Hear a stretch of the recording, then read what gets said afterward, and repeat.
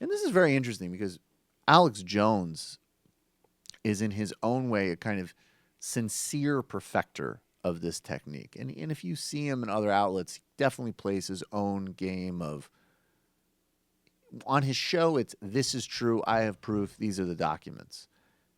When it gets a little heated, there's some threat. Well, these are things that people are saying. He kind of plays that game too.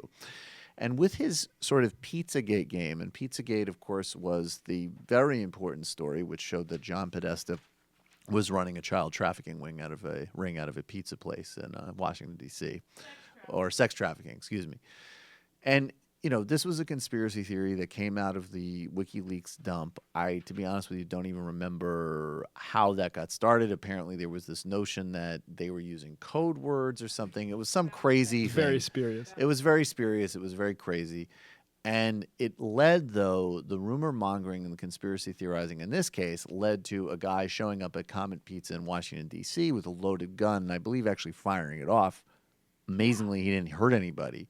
But he acted with a semi-automatic weapon. He acted based off of these lies, and rightfully so. The head of Comet Pizza is looking at legal action. And now let's watch Alex Jones release a statement over the weekend. Let's watch this fearless paragon of the truth, who apparently is completely unafraid of taking on the most dark, dangerous, and I do mean dark, forces in the world.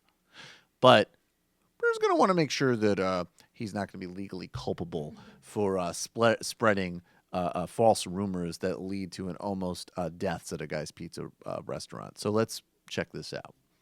In our commentary about what had become known as Pizzagate, I made comments about Mr. Alifanis that in hindsight I regret and for which I apologize to him. We were participating in a discussion that was being written about by scores of media outlets in one of the most hotly contested and disputed political environments our country has ever seen. We relied on third-party accounts of alleged activities and conduct at the restaurant. We also relied on accounts of reporters who were no longer with us. This was an ever-evolving story, which had a huge amount of commentary about it across many, many media outlets. As I have said before, what became a heightened focus on Mr. Alifanis and Comet Ping-Pong by many media outlets was not appropriate. To my knowledge today, neither Mr. Alifanis nor his restaurant, Comet Ping-Pong, were involved in any human trafficking, as was part of the theories about Pizzagate that were being written about in the media outlets and which we commented upon. I want our viewers and listeners to know that we regret any negative impact our commentaries may have had on Mr. Alifanis, Comet Ping-Pong, or its employees. We apologize. So I think that answers the question of what degrees are this an act, and to what degree is he genuinely crazy?